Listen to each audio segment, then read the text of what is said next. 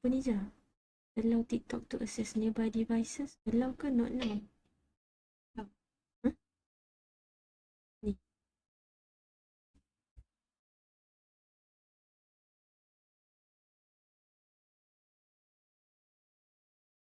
Hmm.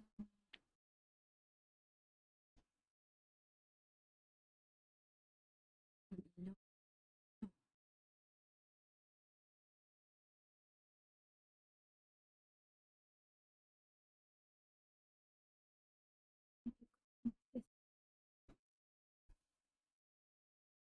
Auzubillahi minasyaitonirrajim. Bismillahirrahmanirrahim. Innal hamdalillah nahmaduhu wa nasta'inuhu wa nastaghfiruh wa na'udzu billahi min shururi anfusina wa min sayyiati a'malina. Man yahdihillahu fala mudilla lahu wa man yudlil fala hadiya lahu.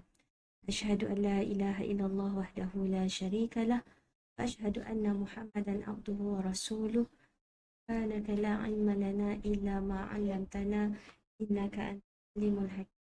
La haula wa la quwwata illa billahil aliyyil azim. Ishrah li sadri wa yassir li amri wahlul 'uqdatam min lisani yafqahu qawli.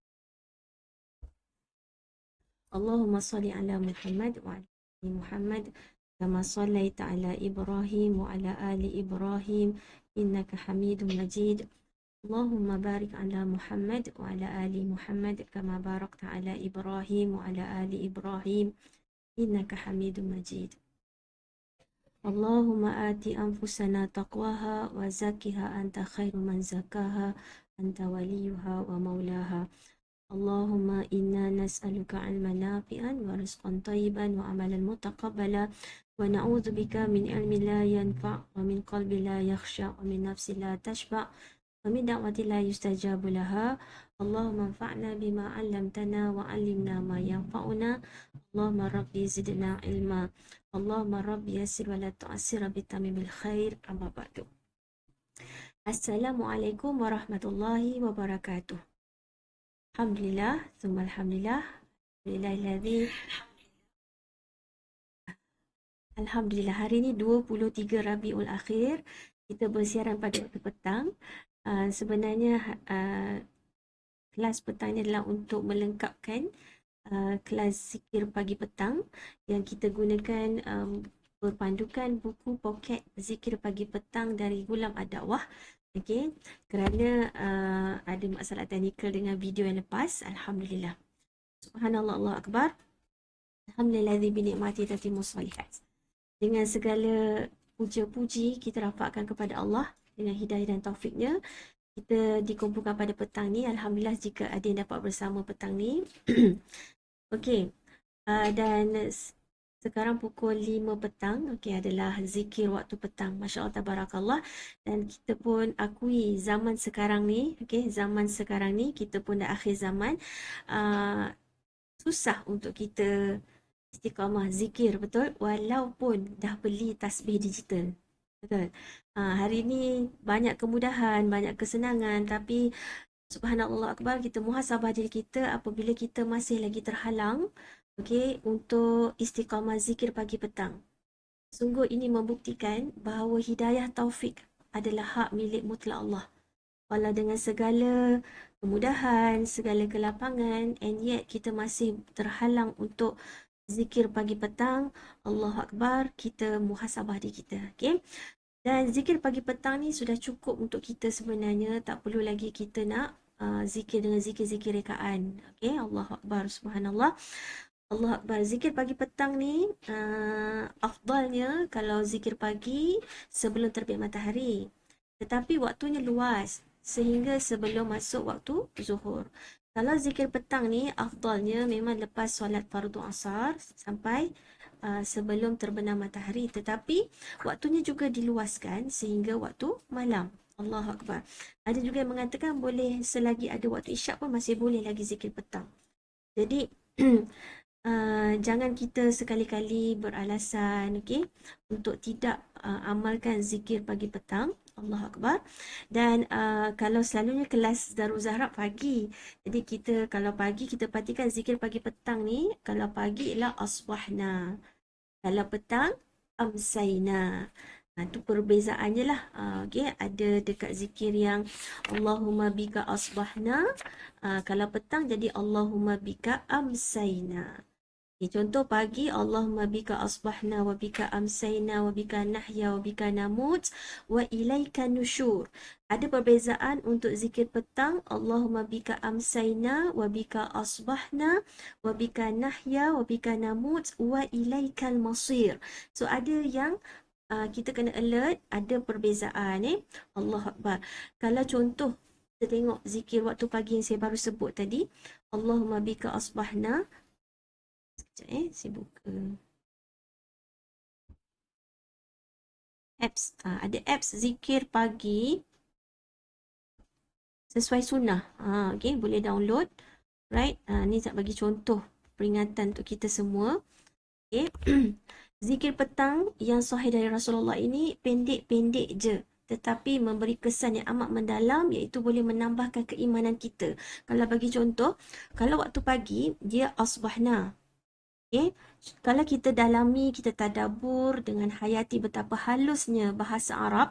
Okay. Ba di sini, bika, ba bawah bi. Bi ialah dengan. Kalau kita tengok makna pun kita boleh nampak. Ba tu ialah dengan rahmat dan pertolonganmu. Tu bahasa Melayu panjang. Tapi kalau bahasa Arab cukup ba di bawah bi ni, dia dah bermaksud, iaitu ba al-isti'anah, ba mohon pertolongan, ba dengan rahmat dan pertolonganmu kami memasuki waktu pagi. Dan dengan rahmat dan pertolonganmu kami masuk waktu petang. Dengan rahmat dan pertolonganmu kami hidup. Dan dengan kehendakmu kami mati. Dan kepadamu kami dibangkitkan semula bagi semua makhluk. Nampak zikir ni pendek kan? Okey, tetapi waktu pagi wa ilaikan nusyur bermaksud mengingatkan kita sebab kita baru bangkit dari tidur. Kita baru bangkit dari kematian kecil kita. Bila bangkit dari tidur, kita jadi kebangkitan, hari kebangkitan. Apa berlaku lepas hari kebangkitan? Kalau kita tengok zikir petang pula, zikir petang bezanya ialah wa ilaikan subhanallah. Zikir petang. Zikir petang wa ilaikal masir. Kalau petang, kita nak masuk waktu malam. Jadi hujungnya wa ilaikal masir ialah tempat kembali. Tempat kita akan dihimpunkan. So, kita sedar, kita kalau cakap biasa kita, saya nak kembali. Itu mungkin pilihan kita. Mungkin tak jadi nak balik, betul? Tapi kalau dikembalikan, maksudnya ingatkan kita, ini bukan satu pilihan. Okay, kalau ajal dah sampai, kita pasti, kita semua akan dikembalikan kepada Allah. Jadi kalau petang ni, ingatkan tentang nak masuk malam, tentang kematian. Kita daripada terang nak pergi ke gelap. Okay, kalau pagi, kita baru bangkit dari tidur. Wa ilaikan nusyur, kita dibangkitkan. Subhanallah, dengan amalkan istiqamah zikir pagi petang, bagaimana zikir pagi petang ni boleh menambah keimanan kita? Antaranya ialah dalam rukun iman kita adalah beriman pada hari akhirat. Jadi, kita dengan zikir petang yang simple, yang pendek ni pun sebenarnya syarat sangat terkandung makna untuk menambah keimanan kita, di mana kita sedar perubahan malam dan siang ini untuk mengingatkan kita tentang hidup, mati, dan kita akan dihidupkan semula. Bila kita dihidupkan semula, selepas dunia ni kiamat, selepas dunia ni hancur, kita akan dibangkitkan semula. Wa ilaikan nusyur, wa ilaikan masir. Dibangkitkan untuk apa? Untuk dihisap. Kenapa perlu dihisap? Sebab Allah nak bagi kita, Allah nak sempurnakan balasan. Allah nak sempurnakan balasan kepada hamba-hambanya. Right? Jadi kita nampak kat sini, walaupun zikir yang agak pendek, tetapi subhanallah mengandungi makna yang sangat tersirat. Menambahkan keimanan kita kepada rukun iman kita, bahawa kita ni kena selalu bersedia berbekal untuk hari penghisaban. Hari penghisaban. Subhanallah, kita tak nak langsung transit dekat neraka. Betul? Memang orang yang beriman tidak mensyirikkan Allah, macam mana dia berdosa pun masuk neraka, dia akan masuk juga ke syurga. Tapi kita tak nak langsung. Kita tak nak langsung transit dekat neraka. Kita nak betul-betul kita hidup, kemudian kita dimatikan, kemudian kita akan dihidupkan semula, kita dihisap dan kita hisap yang mudah dan mendapat kitab dengan Kita amalan dari tangan kanan, dari hadapan dan melintas dengan laju melangkah kaki masuk ke dalam syurga Allah. Allah Akbar.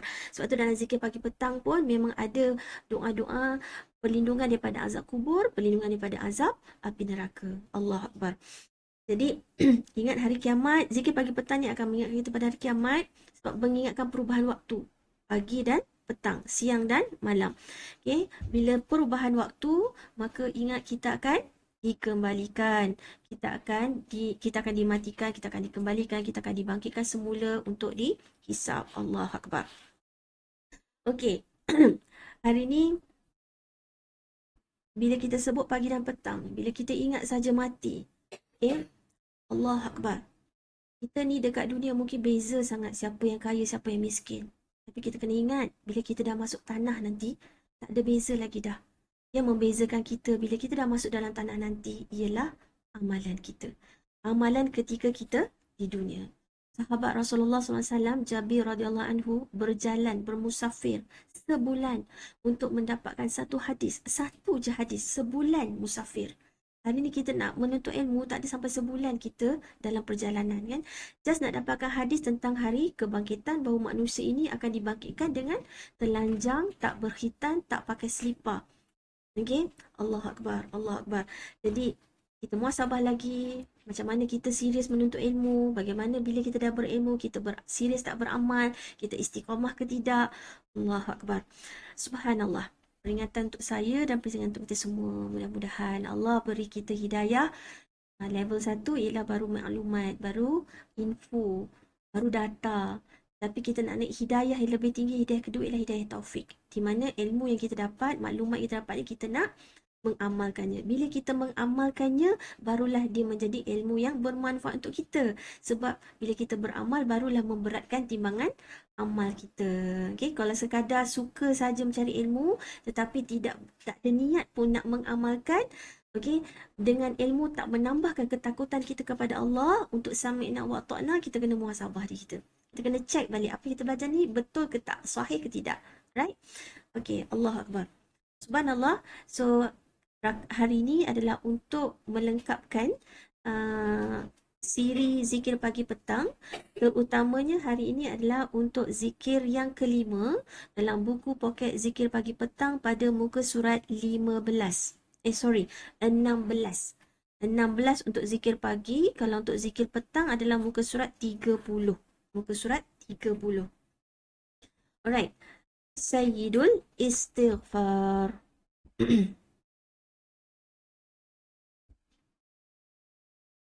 Sayyidul Istighfar. Okay, sebelum kita masuk perbincangan kepada Sayyidul Istighfar, okay, terlebih dulu kita nak fahamkan, okay, kita kena hayati, renungi, baru kita akan bersemangat nak beramal.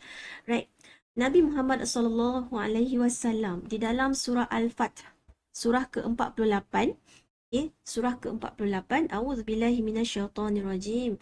Inna fatahna laka fatham mubina.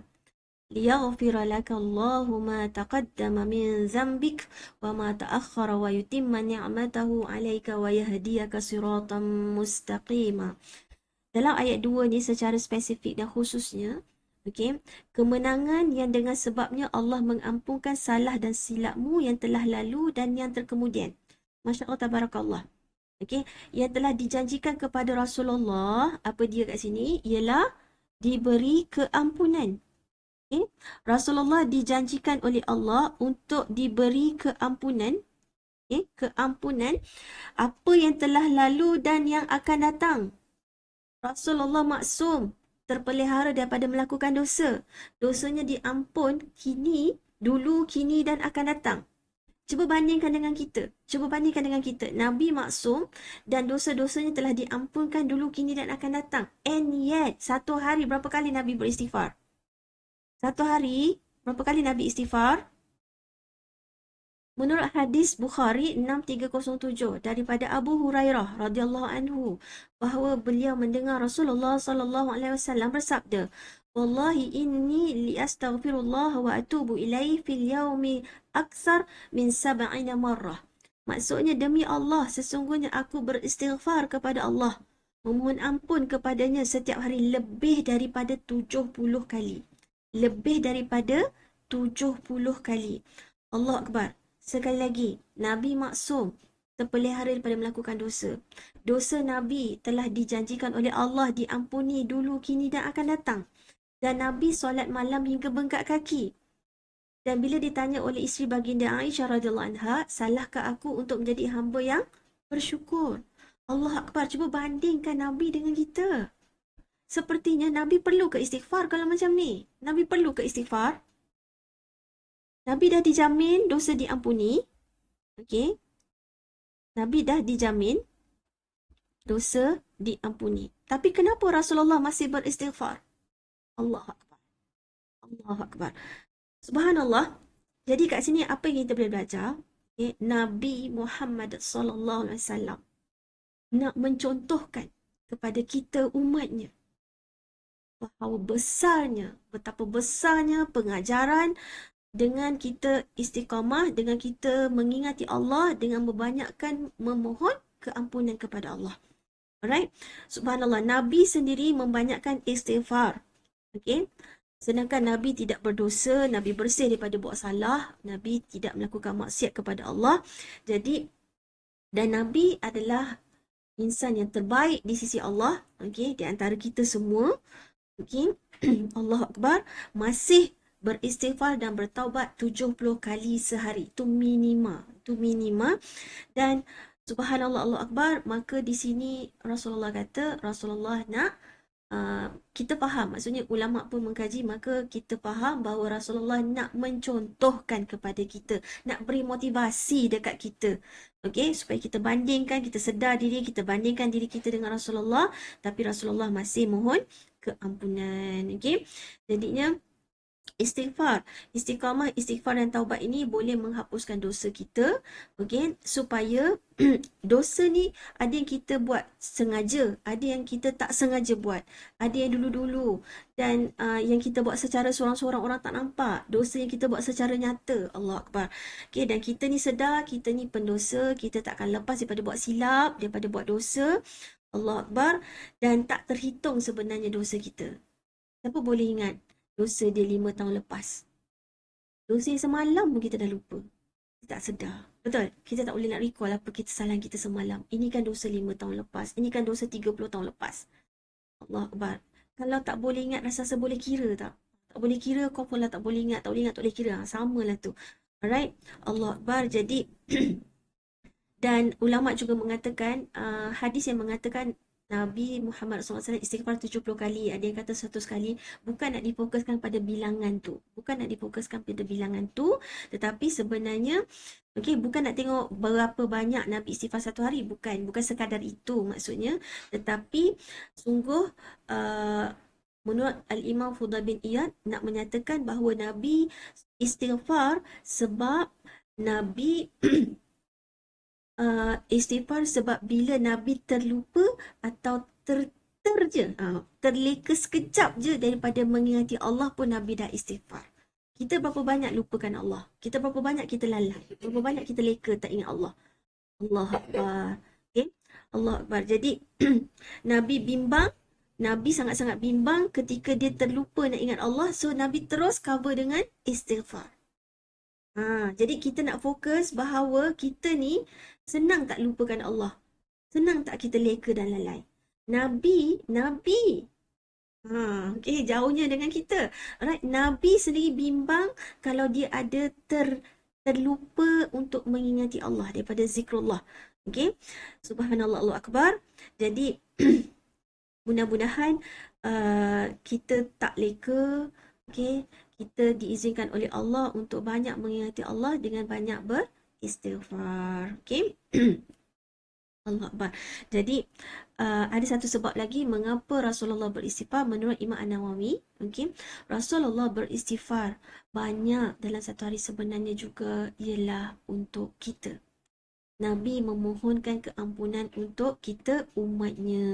Allah Akbar. Betapa sayangnya, betapa cintanya Rasulullah kepada umatnya, kepada kita semua.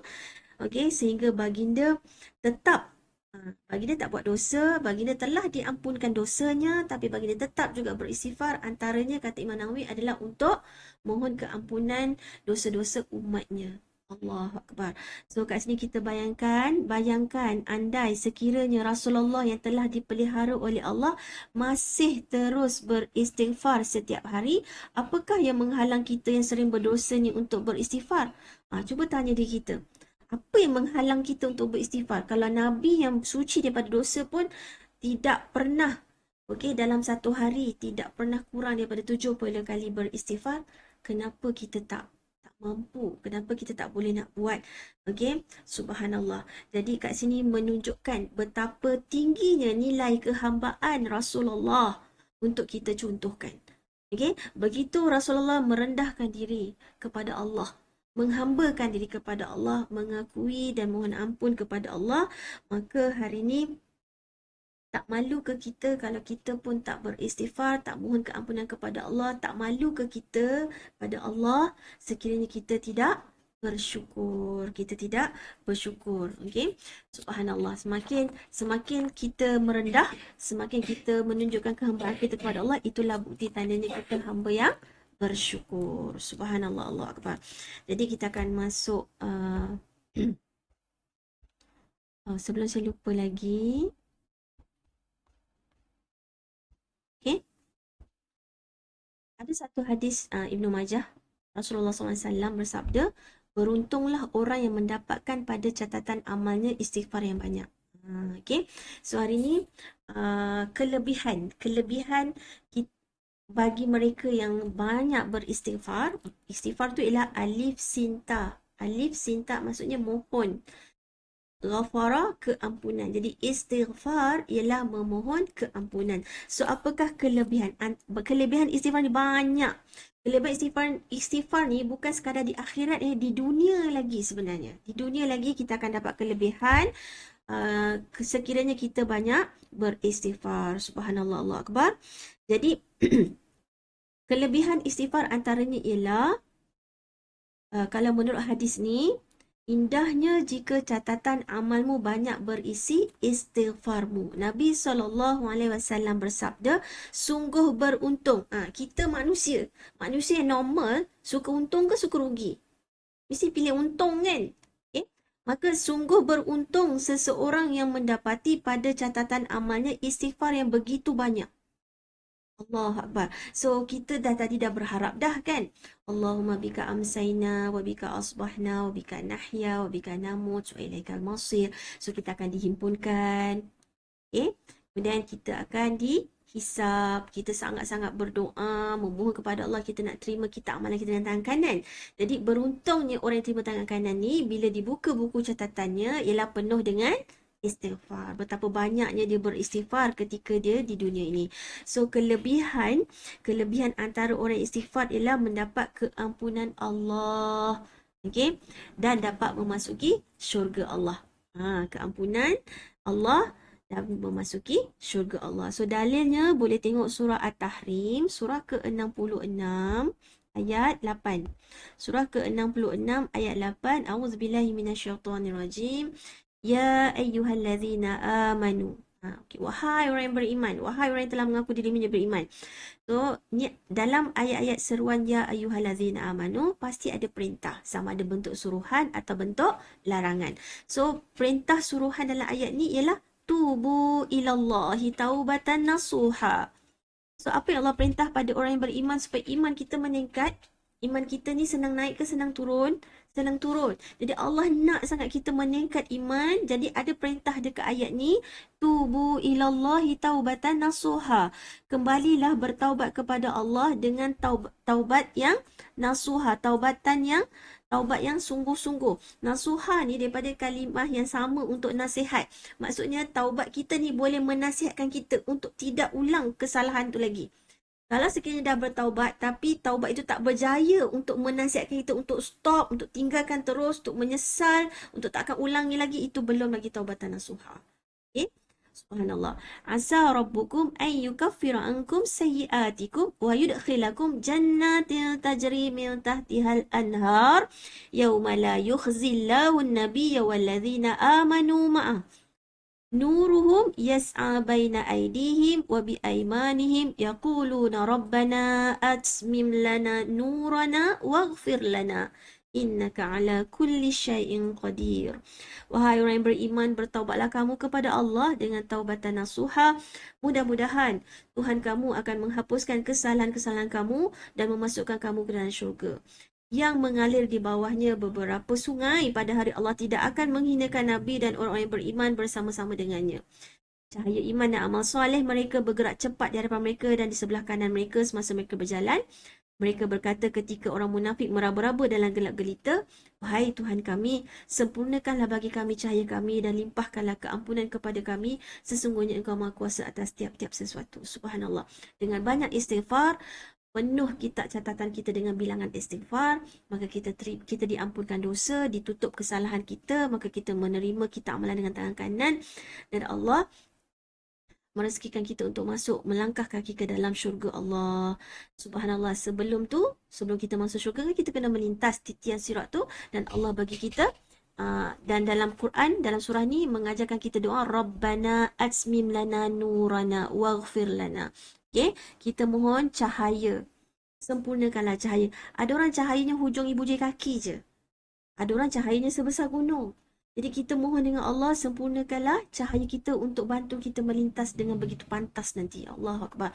Jadi orang yang banyak istighfar, maka dia dapat keampunan Allah dan memasuki syurga Allah dengan penuh hormat, dengan penuh mudah. Amin ya rabbal alamin. Allahumma ja'alna minhum.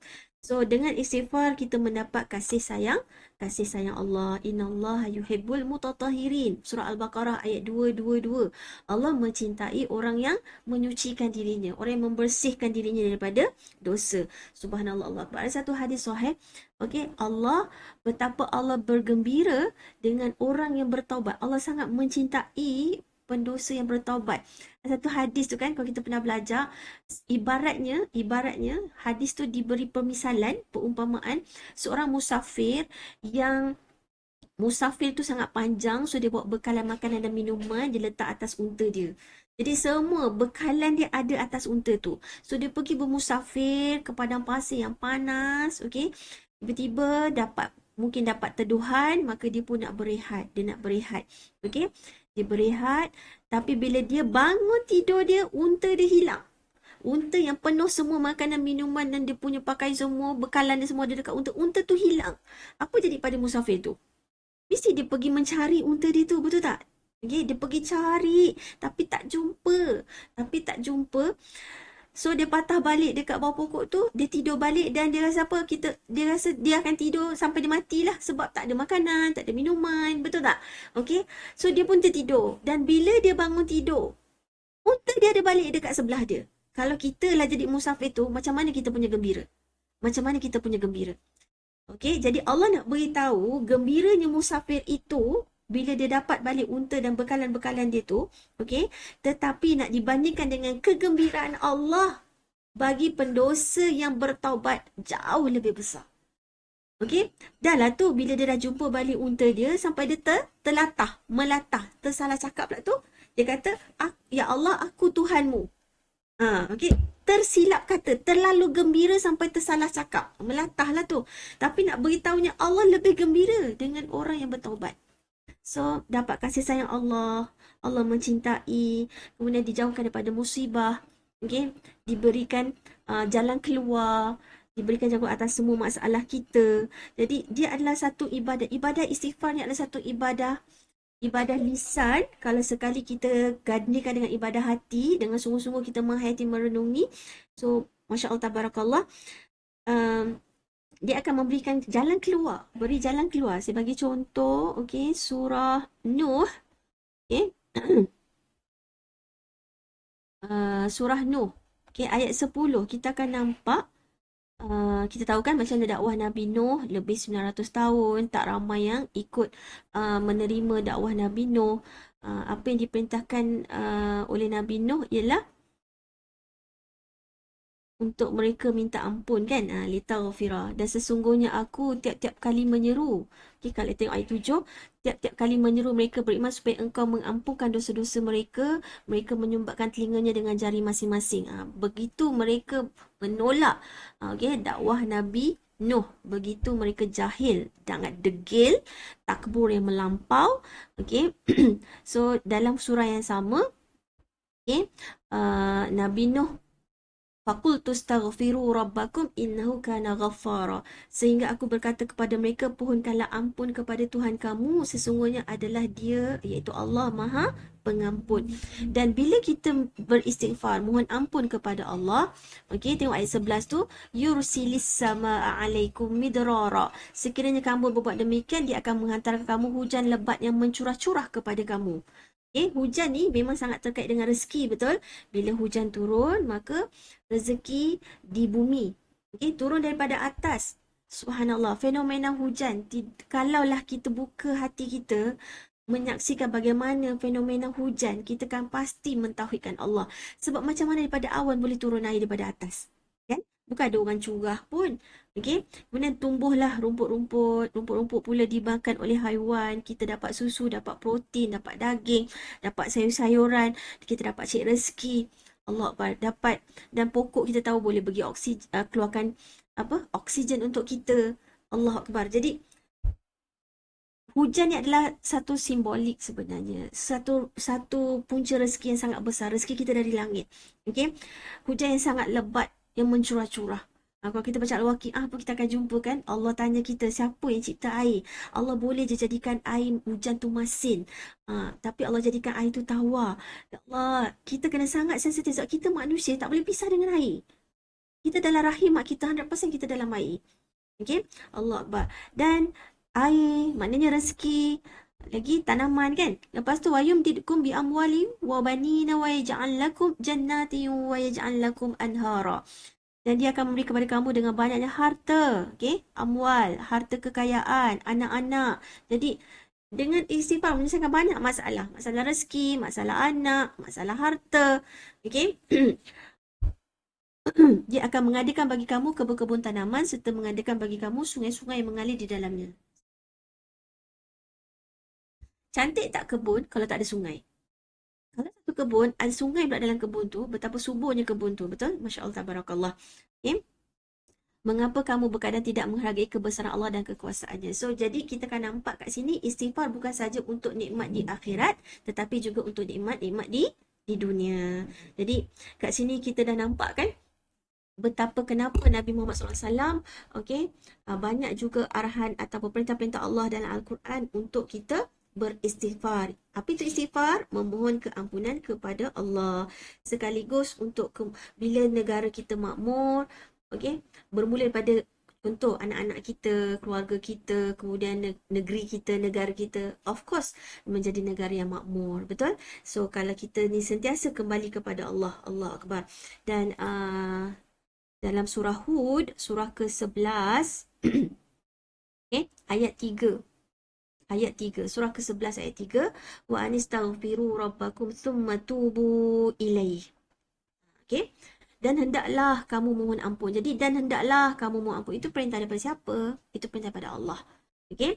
Perintah daripada Rabb. Okey. Mohonlah keampunan daripada Rabb. Kenapa Rabb? Maksudnya daripada Tuhan yang menciptakan kita. Okey. Summa tubu ilaih, dan bertaubatlah kamu kepadanya dan Dia akan memberi nikmat padamu. Jadi istighfarlah. Sekarang kalau kita rasa sangat sempit, okay, rasa sangat susah, maka beristighfarlah. Bertaubatlah. Sebab Allah kata apa? Dia akan memberi kenikmatan kepadamu, kenikmatan, kesenangan yang baik ila ajalim musamma. Wa yu'ti kulladzi fadlin fadlah wa in tawallaw fa inni akhafu alaikum azab yaumin kabir. Subhanallah, Allah Akbar. Okay, supaya Dia memberi kamu nikmat kesenangan hidup yang baik di dunia hingga ke suatu masa yang tertentu, dan di akhirat pula Dia akan memberi kepada tiap-tiap seorang yang mempunyai kelebihan dalam sebarang amal yang soleh akan pahala kelebihannya itu.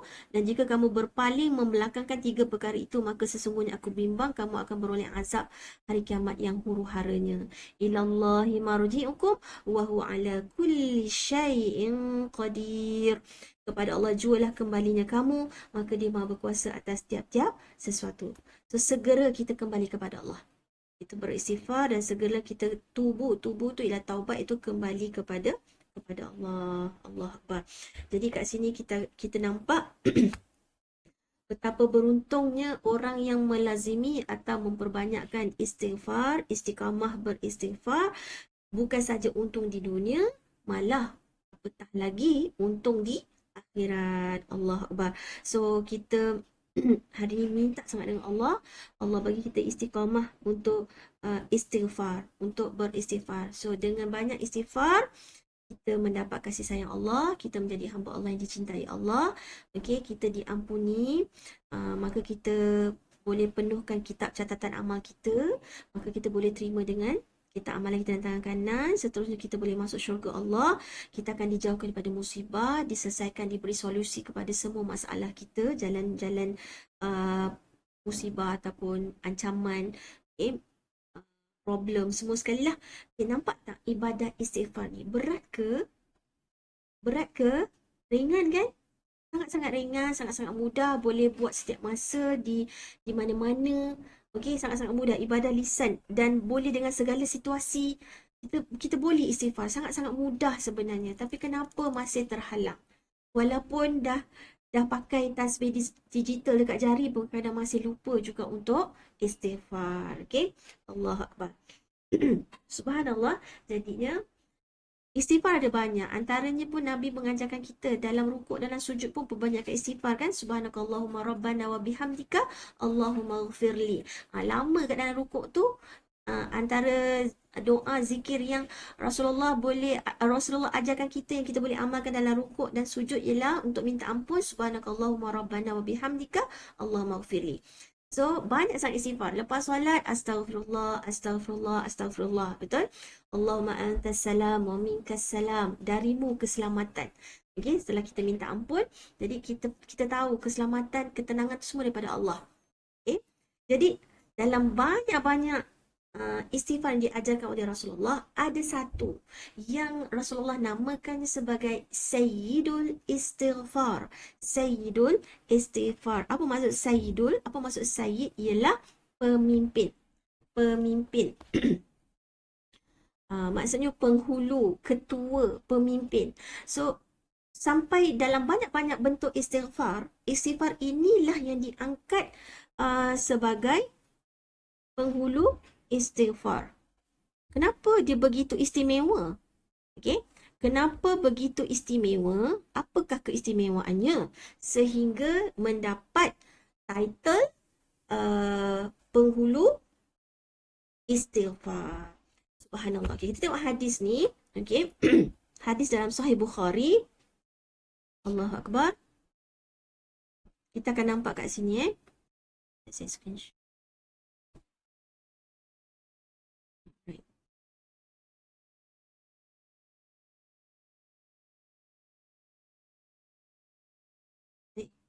Sorry.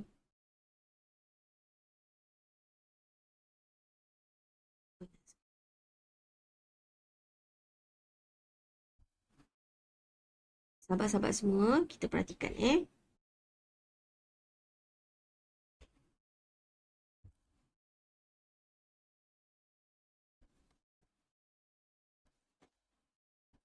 Nampak tak dalam hadis ni?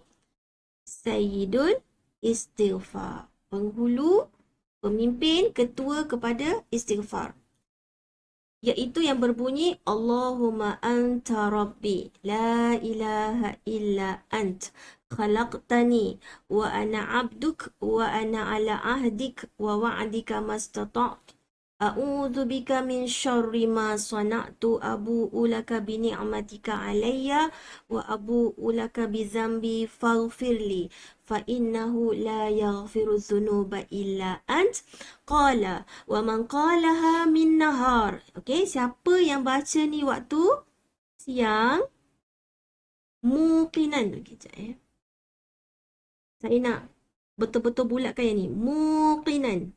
Siapa yang baca, okey, qalaha, baca di waktu siang dengan apa? Yakin, dengan yakin. Famata. Ni maknanya dia mati, okey, pada hari itu, okey, sebelum petang, maka dia dapat syurga. Fahuwa min ahlil jannah. Qalaha minal lail. Siapa pula yang sebut ataupun baca Sayyidul Istighfar pada waktu petang, okey? Dan tapi dengan syarat. Syaratnya apa? Okey, dia baca waktu tadi nahar ni siang, kemudian lail malam. Okey. Dia baca dengan yakin. Famata, kemudian dia mati qabla an sebelum subuh, maka fahuwa min ahlil jannah. Subhanallah, Allahu Akbar. Okay, kita tengok hadis ni. Kita dah tahu dah. InsyaAllah saya yakin ramai dah hafal dah Sayyidul Istighfar. Tapi hari ni untuk dia punya fadilat tu ialah ahlu jannah, ahli syurga. Bukan kecil-kecil punya fadilat. Bukan anugerah sangat-sangat besar lah. Okay, sebagai ahli jannah. Tapi ada syarat. Ramai orang dia sekadar baca. Okay, baca. Tengok hadis ni. Baca dengan yakin. Baca dengan yakin. Yakin. Allah Akbar. Okay? Dengan yakin. Syaratnya, baca Sayyidul Istighfar dengan yakin. Bukan baca hafal macam tu je, laju-laju. Tak ada perasaan. Tak. Dia kena baca bersama keyakinan. So, kita akan hurai nanti keyakinan yang macam mana. Okay? Barulah nanti dia, kalau dia mati, contoh. Kita zikir pagi. Kita baca lepas waktu subuh. Wallahualam, pukul 10 pagi kita mati. Ajal kita sampai. Tapi baca dengan penuh keyakinan. Maka ahlul jannah. Contoh, zikir petang. Okay, kita baca Sayyidul Istighfar. Kita mati pukul 9 malam. Ajal kita sampai. Okay, maka ahlul jannah. Syarat, saya ulang sekali lagi. Syaratnya dengan keyakinan. Dengan penuh keimanan, dengan penuh keyakinan. Maka syurga. Ahlul jannah.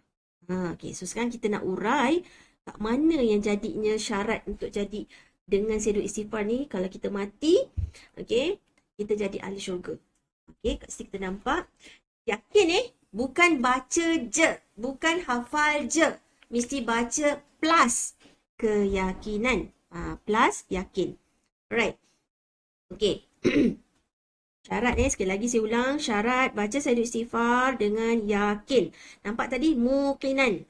Okay, dengan yakin. Allah Akbar. So, kena faham mati-matian ni. Siapa yang belum faham mati-matian, okay, berazamlah minta sungguh-sungguh dengan Allah. Mulai hari ni, ya Allah, aku nak Sayyidul Istighfar sungguh-sungguh. Mati-mati aku nak faham. Okay, tak peduli dah. Nak faham betul-betul. Sebab nak apa ni? Nak jadi ahlul jannah. Kita semua nak jadi ahli syurga. Allahumma jannah minhum. Amin. Amin. So, kita tak tahu kot malam ni kita mati pukul 9 malam nanti. Mudah-mudahan dengan betul-betul kita meyakini, kita jadi ahlul jannah. Okey. Allah Akbar.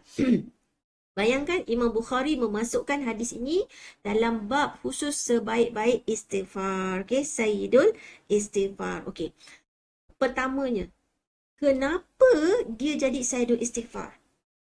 So, ulama mengatakan, kenapa dia diangkat darjatnya menjadi penghulu segala istighfar ialah kerana dalam Sayyidul Istighfar ini komplit, lengkap, sempurna syarat-syarat taubat. Allah Akbar. Okay, sekali lagi saya ulang, sebab Sayyidul Istighfar ini ialah yang paling lengkap, paling komplit dan mencakup seluruh makna-makna taubat. Sebab itulah Sayyidul Istighfar ni sangat besar.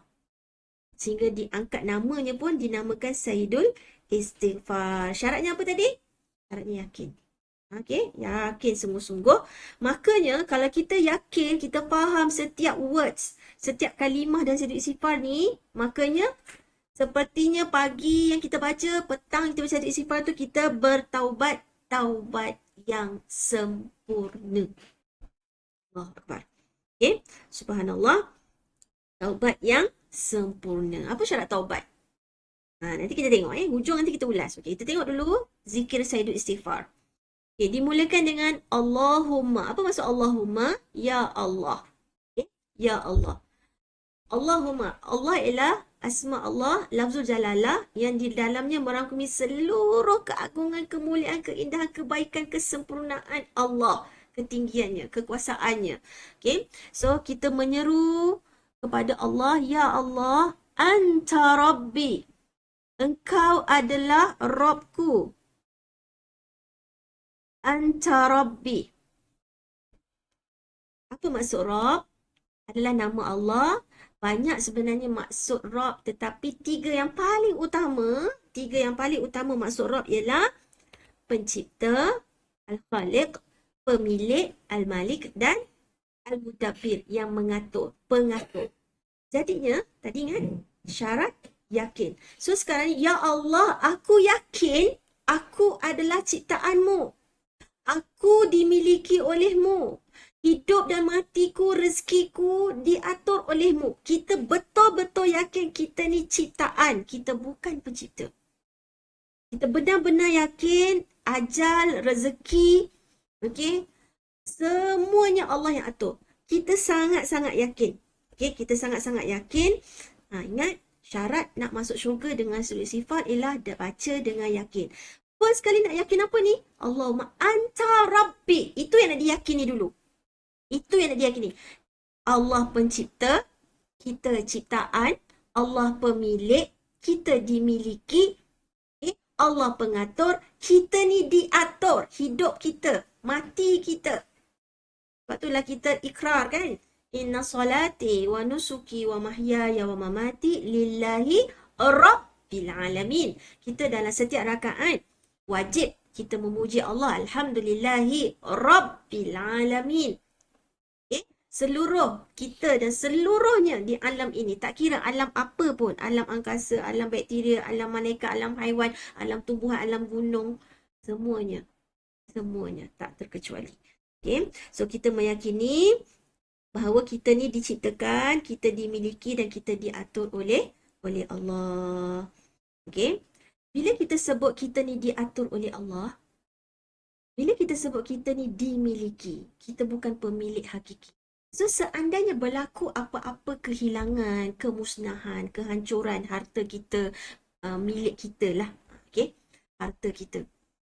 Kalau betul-betul kita yakin, kita bukanlah pemilik hakiki. Hilang kaki, hilang tangan, hilang mata, hilang anggota badan. Sungguh, aku bukan pemilik hakiki kepada anggota tubuh badan aku sendiri sekali. So, utama nanti, Malik Yaumiddin, hari pembalasan. Okay? Kulit kita ni pun akan jadi saksi kepada kita. Hari ni kaki tangan kita pergi bergerak buat apa-apa ikut arahan kita. Tapi nanti dekat akhirat kaki tangan kita ni semua akan kembali kepada Allah. Maka tubuh kita sendiri akan menjadi saksi kepada kita. Okay? Allah Akbar. Jadi nombor 1, kita meyakini kita ciptaan, kita dimiliki dan kita hidup kita ni diatur oleh Allah. Jadi kalau Allah ambil balik, salah Allah ke? Bukan salah Allah. Sebab dia yang pemilik hakiki. Kita cuma peminjam.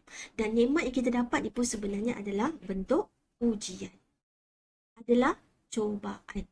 Adakah kita menjadi hamba Allah yang bersyukur? Kalau kita bersyukur ada mata dengan penglihatan, maka kita akan memandang. Memandang Al-Quran.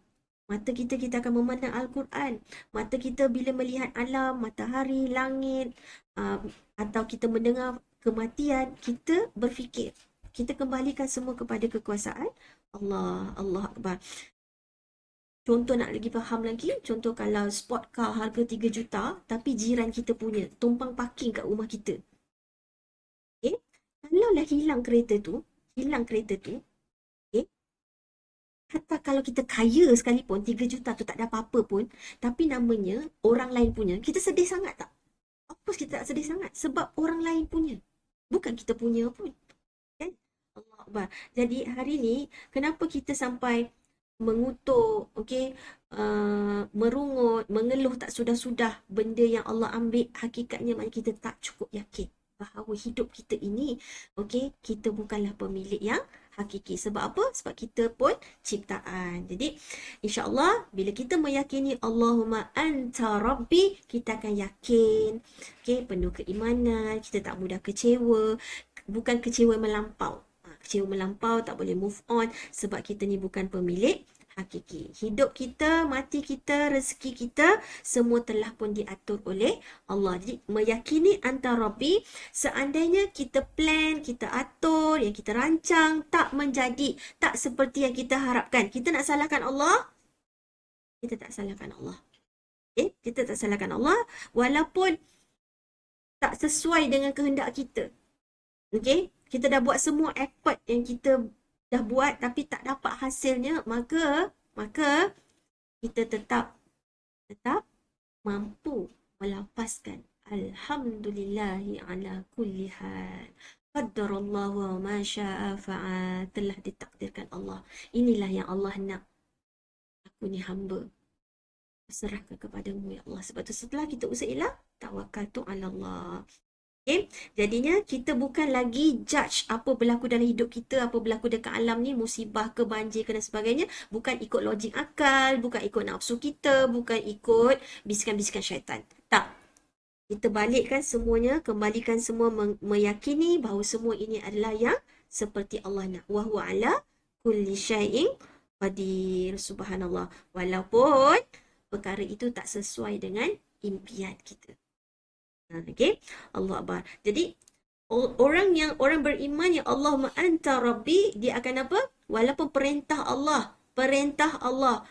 Rasulullah, tapi dia berat, dia tak suka, dia tetap, sebab dia dah yakin anta rabbi, apa yang Allah perintah pasti terbaik, pasti datangkan kebaikan untuk kita di dunia akhirat. Contohnya perintah solat, okay? Perintah tutup aurat, perintah taat ibu bapa, perintah menuntut ilmu, walaupun berat, walaupun susah, kita akan buat sami'na wa ata'na, sebab kita tahu hidup kita ni mesti ikut aturan yang telah Allah tetapkan. Perintah dan larangan Allah. Nampak tak kat sini? Allahumma anta rabbi. Macam mana? Kita dah yakin belum? Macam mana keyakinan kita setakat ini? Okay, kita masih merungut, masih mengeluh. Okay, Allahu Akbar. Subhanallah. Jadinya, anta rabbi kat sini adalah tauhid rububiyah. Okay? Tauhid rububiyah.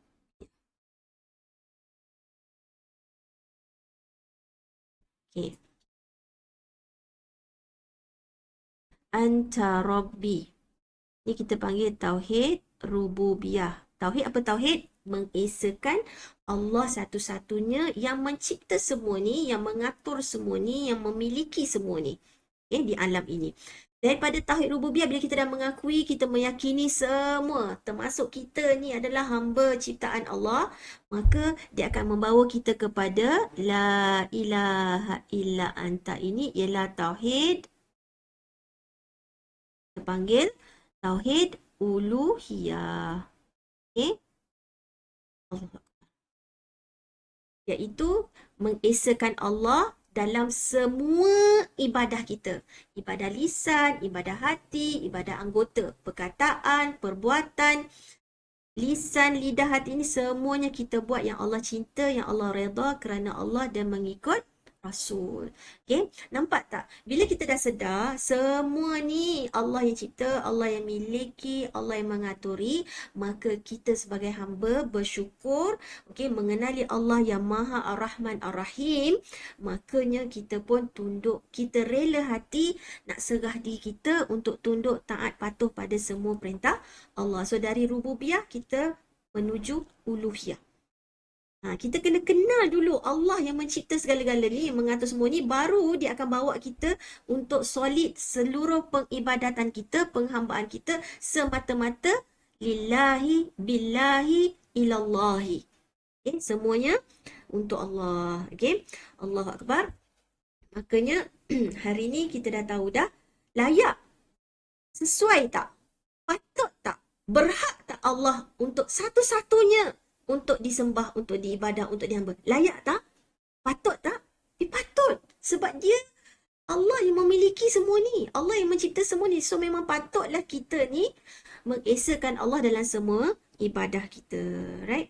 Allah Akbar. So kalau kita tengok ayat Al-Quran, surah Anbiya, surah ke-21, ayat 92. Okay. Ayat 92, inna hadhi ummatukum ummatan wahidatan wa ana rabbukum fa'budun. Sesungguhnya agama Islam inilah agama kamu, agama yang satu asas pokoknya, dan akulah Tuhan kamu. Wa ana rabbukum.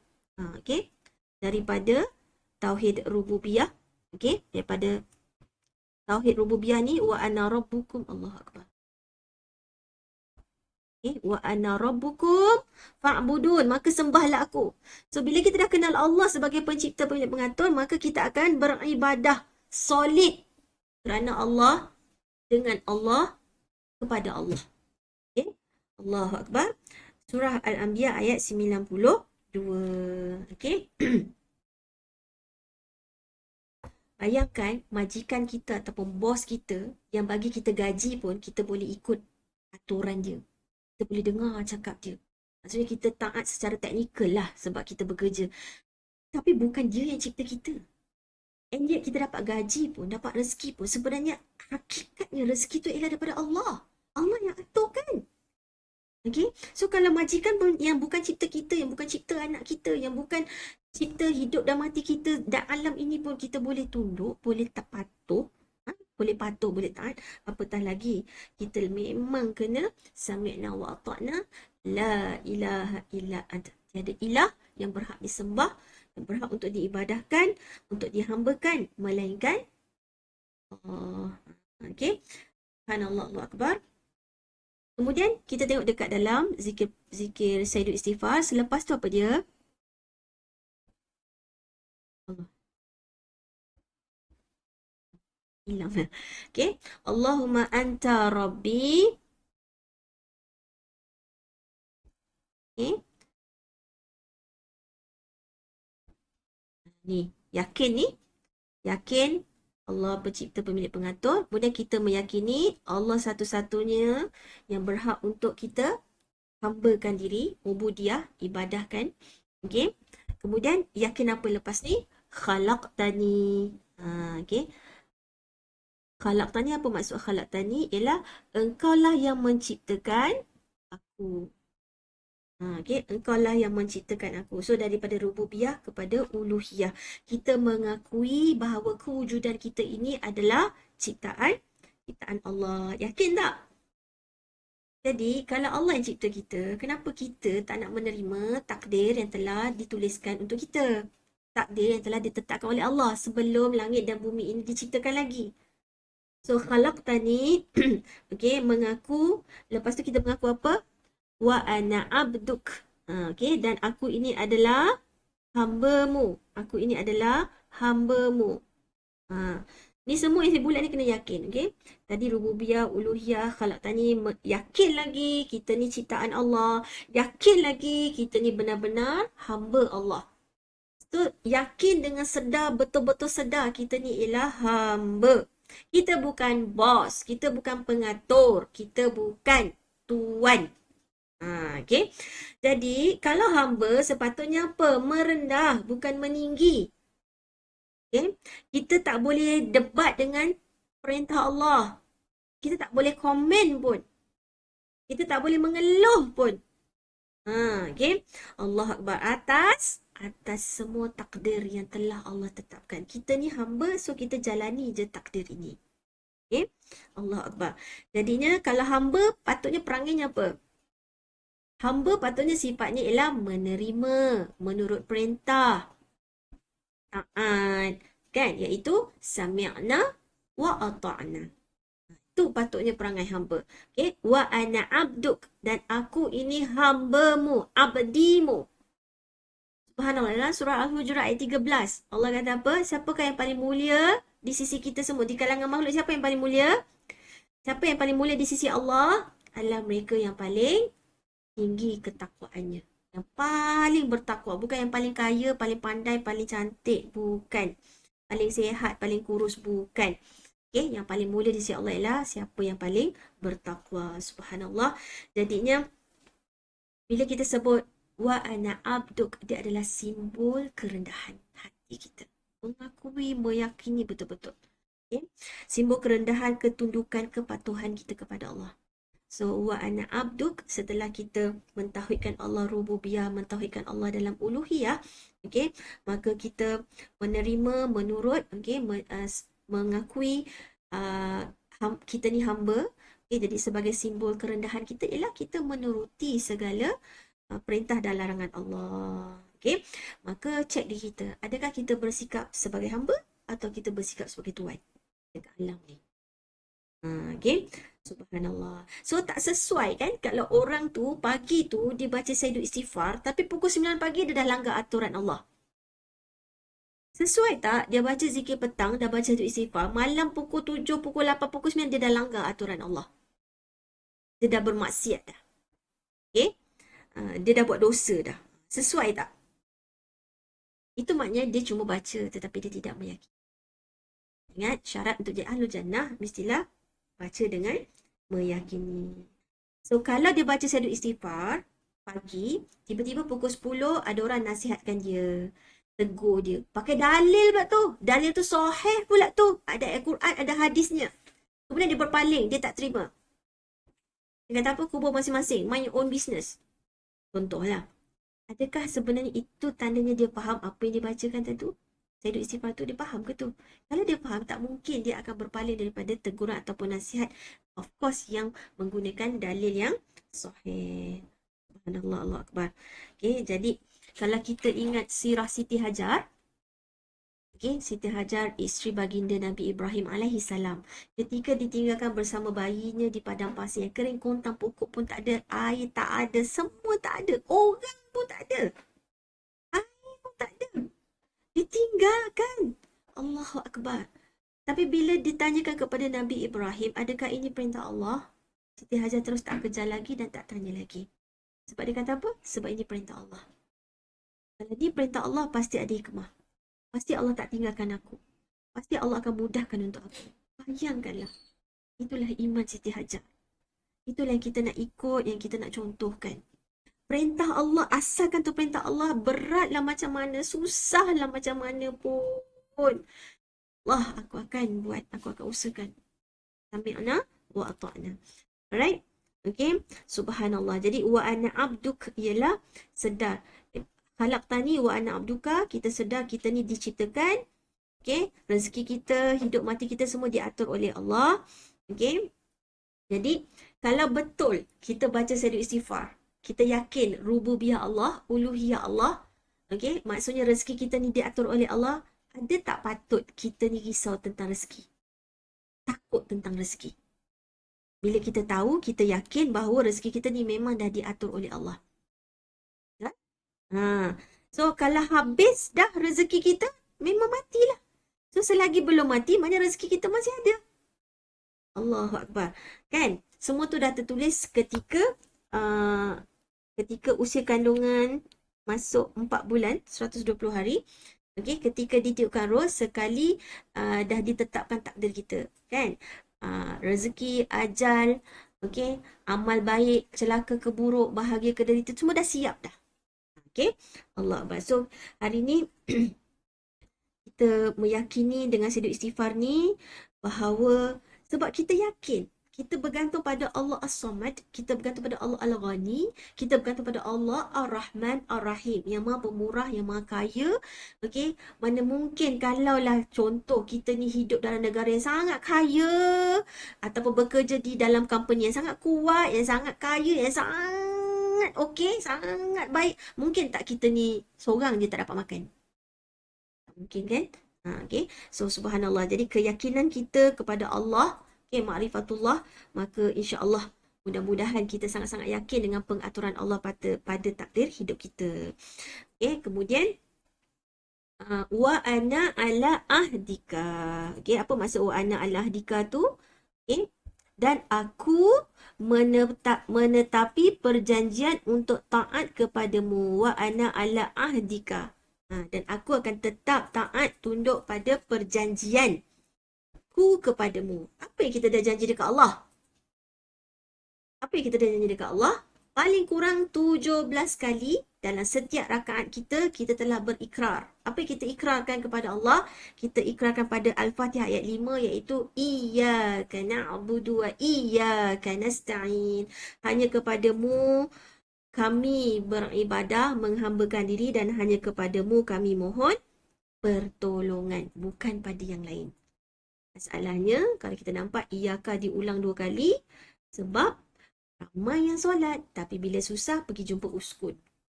Uskun tu, Ustaz Dukun. Minta tangkal, minta azimat dan sebagainya. Jadi hari ni, Subhanallah, Allah Akbar. Kita dah berjanji dalam setiap rakaat solat kita, berjanji iyyaka na'budu. Hanya kepadamu kami beribadah. Menghambakan diri kita kepada Allah, dan kita dah berjanji hanya kepada Allah kita nak minta sebarang pertolongan. Okey, pertolongan yang paling besar diwajibkan kita minta tu apa dia? Ihdina, minta hidayah, minta hidayah. Kita tengah minta dekat siapa ni? Kita tengah berjanji dekat siapa ni? Kita tengah berjanji dengan pemilik syurga dan neraka. Okay? So hari ni beribadah, hambakanlah diri dengan sesungguh-sungguhnya. Okay? Subhanallah, Allah Akbar. So lepas ni, each time kita solat, okay, each time kita solat, atau siapa yang solat berjemaah, okay, bukan nak dengar bacaan imam tu sedap ke, bagus ke bacaan imam tu. Even kita sendiri pun, bukan nak pergi just nak dengar suara ataupun nak tengok bacaan tu betul ke tidak. Tolonglah faham apa yang kita baca dalam solat, terutamanya surah Al-Fatihah. Okay, subhanallah, sebabnya Allah akan tanya. Allah akan tanya apa yang kita dah janji dalam rakaat kita tadi. Apa yang kita janji tadi? Iyyaka na'budu wa iyyaka nasta'in. Dalam beribadah, adakah ikhlas semata-mata kerana Allah? Adakah kita ittiba' Rasul? Kita sebut setiap rakaat kita dah bersumpah, berikrar. Tetapi adakah kita menepatinya?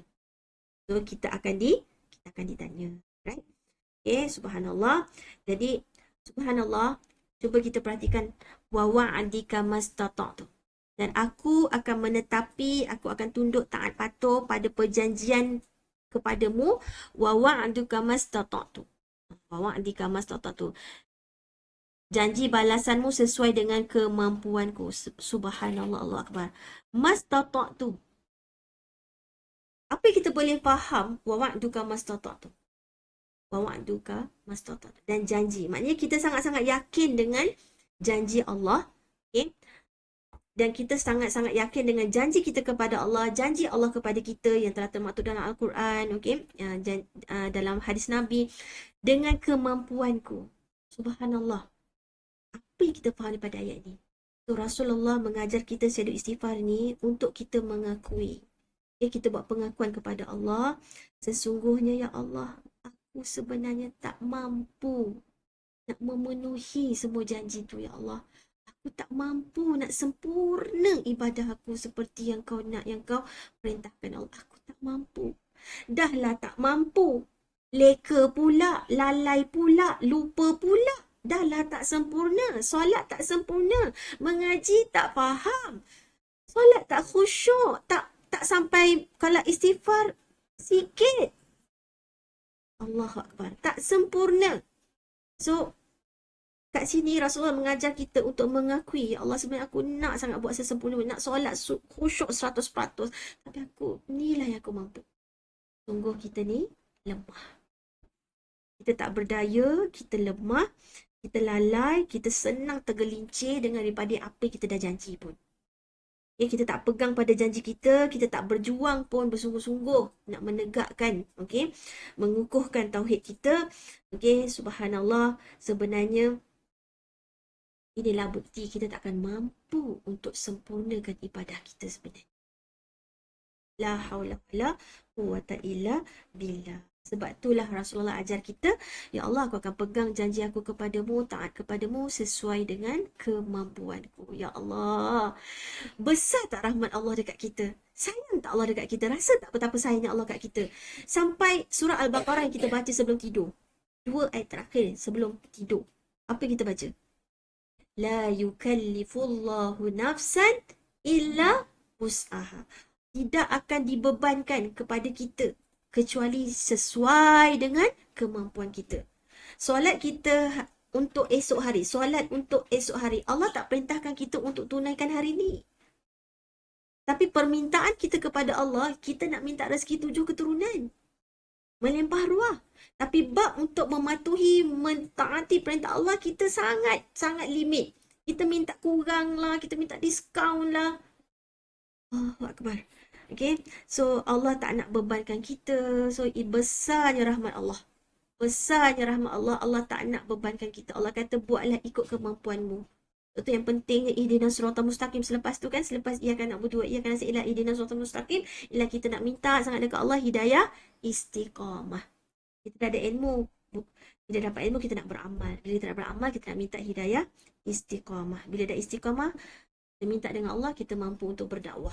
Okay, wa tawassaw bil haq wa tawassaw bis sabr. Subhanallah. Jadinya tadi tu surah Al-Baqarah ayat 286. Okay, siapa kat sini boleh angkat tangan dia 100% solat dia khusyuk? Kita tak mampu kan? Allah Akbar. Subhanallah. Jadi oleh itu, kalau kita baca Sayyidul Istighfar ni, okay, kita tahu solat kita tak khusyuk, tetapi kita cuba semampu, okay, try our level best, okay. So, dengan Sayyidul Istighfar ni lah, maka kita akan semakin khusyuk, semakin tawaduk, merendah kepada Allah, sebab sebenarnya kita pun tak memenuhi standard kita pun sebenarnya. Kan? Subhanallah. Allah Akbar. Kalaulah kita kena Allah kata mesti begini, mesti begini, mesti begini. Allah tak kata mastata'tu tu. Okey, Allah tak kata la yukallifullahu nafsan illa wus'aha, habis kita. Memang tak ada langsung peluang kita nak masuk syurga Allah. Betul? Okey? Allah Akbar. Jadi, inilah bukti betapa Allah Al-Muhsin, betapa baiknya Allah. Okey? Allah merendahkan standard ikut kemampuan kita. Lepas tu Allah tak tuntut pun kita sempurna. Allah minta kita istiqamah. Bukan Allah suruh kita buat perfect. Mesti perfect. No. Allah kata, ihdinas siratal mustaqim. Allah suruh kita minta supaya kita tetap istiqamah. Consistent. Sebab untuk sempurna itu memang sangat-sangat susah. Tak ada siapa pun yang sempurna kan. Okay, subhanallah. Jadi, bila kita dah sedar Allah ni, betapa besarnya rahmat Allah dekat kita. Okay, sedar diri kita ni pendosa, kita ni lemah, kita tak hebat mana. Lemah dengan bisikan syaitan, lemah dengan hawa nafsu sendiri. Tapi Allah tak tuntut pun kita 100%. Subhanallah Akbar. Jadinya, dengan orang lain, kita ni selalu dengan orang lain kita tuntut apa? Kita tuntut komitmen. You ni tak cukup baik dengan I. You tak bagus. Banyak sangat kita komplain. Betul tak? Kita tuntut macam-macam daripada pasangan kita, daripada anak-anak kita, daripada kawan-kawan kita, daripada jiran kita, daripada adik-beradik kita, daripada mak ayah kita. Kita tuntut berlebihan. Tapi untuk diri kita selalu je kita buat excuse. Hari ni penat lah, hari ni letih lah, hari ni sakit tekak lah. Betul tak? Untuk orang lain, kita tuntut lebih 100%. Tapi untuk diri kita selalu buat excuse. Allah Akbar. Peringatan untuk diri saya sebenarnya. Jadi, padahal kita ni semua tak sempurna. Jadi, Allah pun tak tuntut kita sempurna. Allah tahu kita sangat lemah. Tapi kita kena berjuang semampu kita. Jadi, kita ada hak tak untuk komplain orang lain? Ada tak? Dan kita ada hak untuk komplain orang lain pun. So, jangan sombong. Jangan sombong. Okey, seterusnya. A'udzu min syarri ma sana'tu. Okey, a'udzu ialah permohonan. Permohonan apa ni? Kita mohon perlindungan daripada Allah dari apa? Min syarri. Apa syarri? Keburukan perbuatanku. Min syarri ma sana'tu. Subhanallah, Allah Akbar. Sekarang kita mohon perlindungan daripada Allah. Okey, perlindungan apa ni? Daripada keburukan jiran kita ke? Daripada kesilapan pasangan kita ke? Daripada dosa anak kita ke? Kita sedang mohon perlindungan daripada Allah atas dosa-dosa kita. Atas kesilapan kita.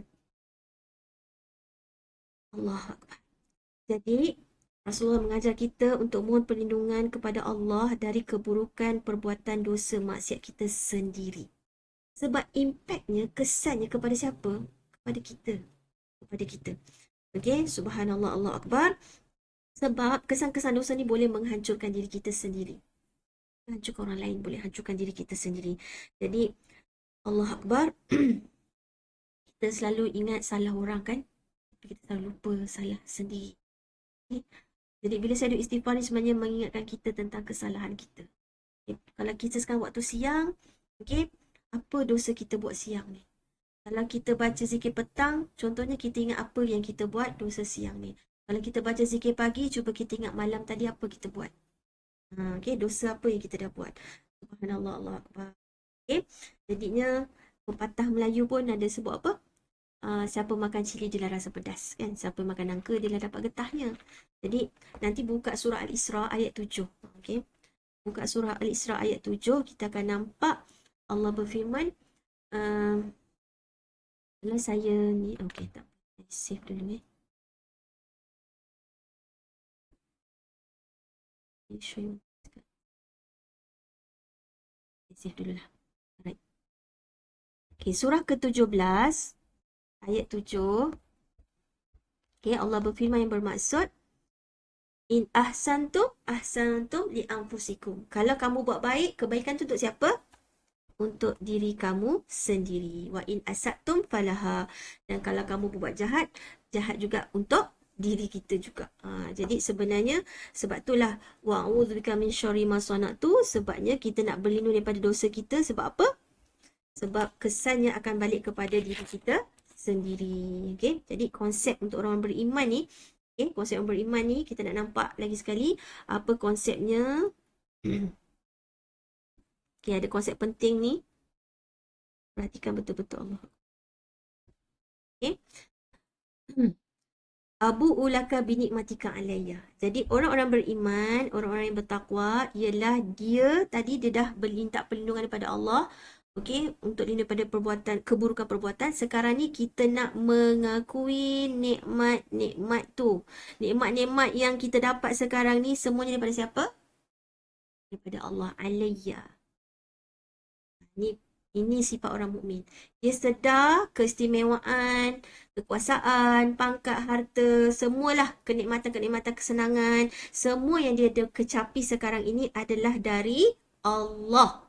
Dari Allah. Bukan dari usaha dia sendiri, keturunan dia, kepandaian dia, kebijaksanaan, strategi dia, planning dia. No.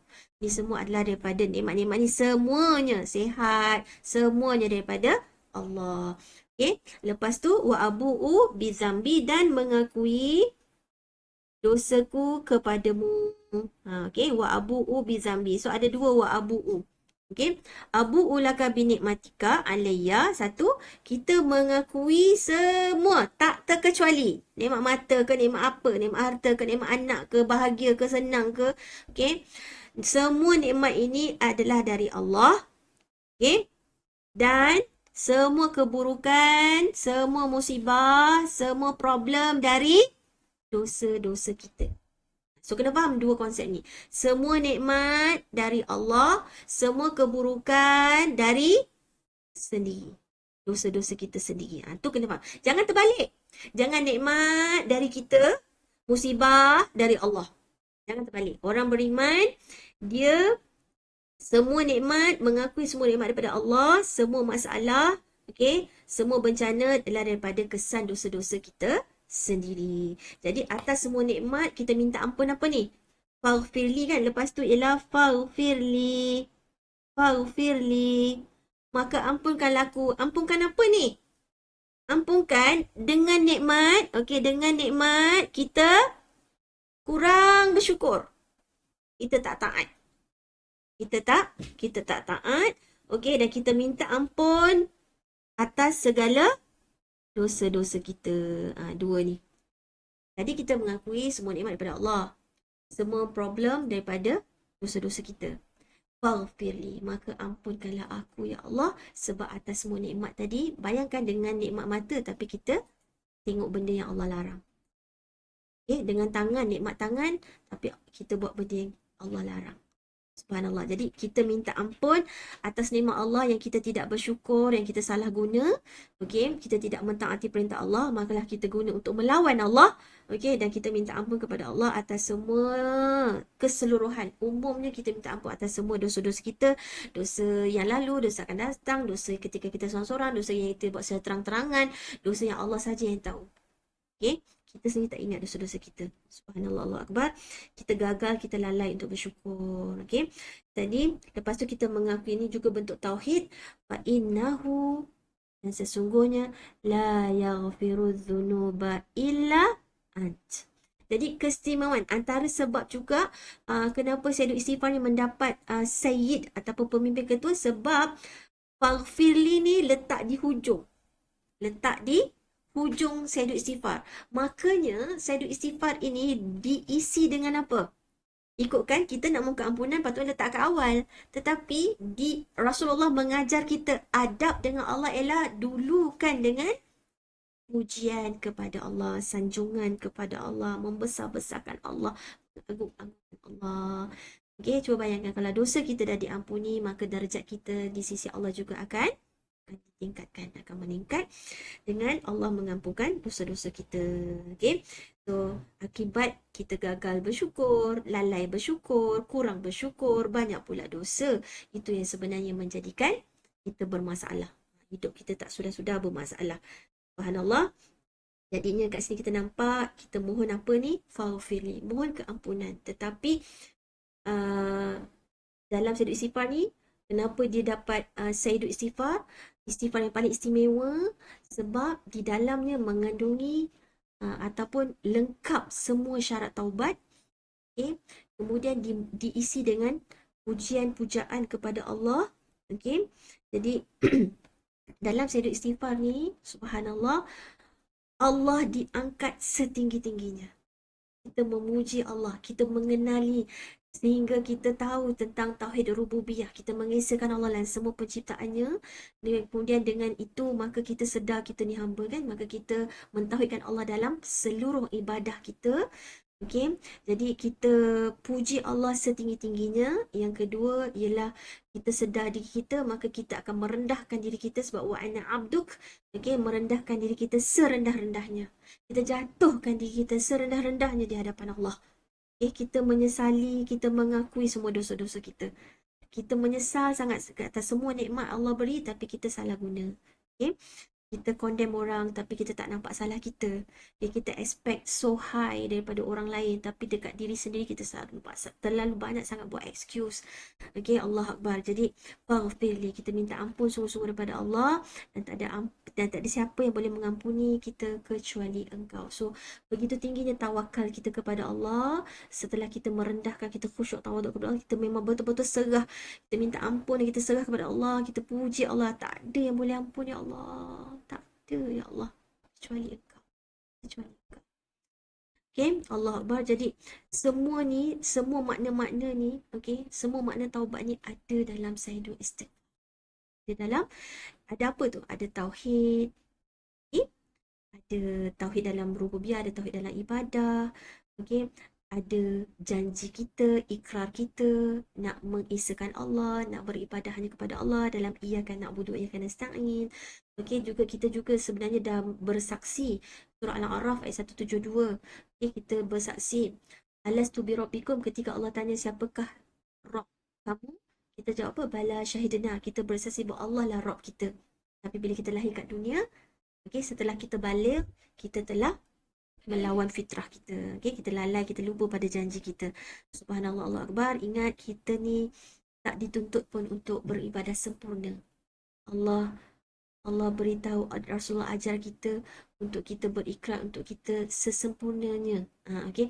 Kita semampunya. Tapi istiqamah, istiqamah. Allah Akbar. Allah tak menuntut pun kita untuk sangat-sangat sempurna, tapi Allah tuntut kita untuk melakukan semampu kita, berjuang dengan penuh jihad. Okay, subhanallah, Allah Akbar. Cuba kita renung diri kita bila kita istighfar. Pernah tak kita mengkhianati pasangan kita? Kita pun dah lupa. Pernah tak kita memarahi mak ayah kita? Pernah tak kita marah anak-anak kita? Kita tak menjalankan amanah, kita tak didik anak-anak kita menjadi anak-anak yang soleh dan soleha. Kita expect sangat-sangat tinggi tapi kita tak buat pembahagian kita tak amanah, kita tak jalankan tanggungjawab. Subhanallah, Allah Akbar. Jadi saya duduk istighfar ni, kita mohon sungguh-sungguh, mohon sungguh-sungguh, ampun ya Allah, ampunkanlah aku ya Allah. Okey, tolonglah jaga aku ya Allah. Tolonglah lindung aku ya Allah daripada kesan-kesan dosa yang kita telah lakukan. Okey, daripada akibat dosa-dosa kita sangat takut kalau Allah dah marahkan kita. Kita yakin dengan rahmat kasih sayang Allah. Okey, walaupun kita lalai, kita lupa, dengan rahmat Allah, Allah panggil kita, bagi kita hidayah dan taufik untuk kita mengingatinya. Subhanallah, Allah Akbar. Bayangkan dengan seluruh ibadah kita, walau kita buat sebaik-baiknya, adakah cukup untuk bayar oksigen yang telah kita ambil daripada Allah?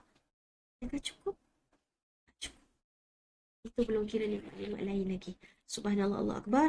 Jadi saya harap diri saya dan kita semua bukan sekadar menghafal, bukan sekadar membaca. Tolonglah faham sungguh-sungguh, hayati sungguh-sungguh. Okey, dengan penuh keyakinan. Sebab Rasulullah bersabda, siapa yang baca zikir, Sayyidul Istighfar di waktu pagi dengan penuh keyakinan, dengan penuh pemahaman, okey, sekiranya dia mati pada petang itu, sebelum malam, maka dia ahlu jannah. Dan jika dia baca pada dalam zikir petang, dan jika dia meninggal pada malam hari, sebelum siang, maka dia dengan penuh keyakinan, dengan syarat dengan penuh keyakinan, maka dia ahlul jannah. Allah Akbar. Allah Akbar. Semoga limpah hidayah dan taufik Allah. Allah berkenan untuk melimpahkan pada kita tanpa henti. Saya mohon ampunan maaf salah silap. Okey, juga ini merangkumi Sayyid Istighfar ni, kita tadabbur ni sekaligus untuk zikir muka surat 30 tu, iaitu yang kita baca 100 kali astagfirullah wa atubu ilaih. Jadi kita cover terus istighfar. Right. Okay, jadi atas semua uh, kelebihan Sayyidul Istighfar ini, okay, sebelum terlupa, ada juga lagi surah Al-Anfal 33. Banyak istighfar disertai taubat dapat menghalangi manusia daripada hukuman dan azab Allah. Okay, wa ma kana Allahu mu'azzibahum wa hum yastaghfirun. Okay, so kita terlindung daripada azab adalah kerana istighfar kita. So insya-Allah kita jumpa di waktu lain, di majlis lain. Aku liqauli hadza wa astaghfirullah li wa lakum billahi taufiq wal hidayah. Assalamualaikum warahmatullahi wabarakatuh. Alhamdulillah asyhadu an la astaghfiruka wa atubu ilaik wa sallallahu ala nabiyyina Muhammadin wa ala alihi wa sahbihi wa barik wasallim. Taqabbalallahu minna wa minkum. Jumpa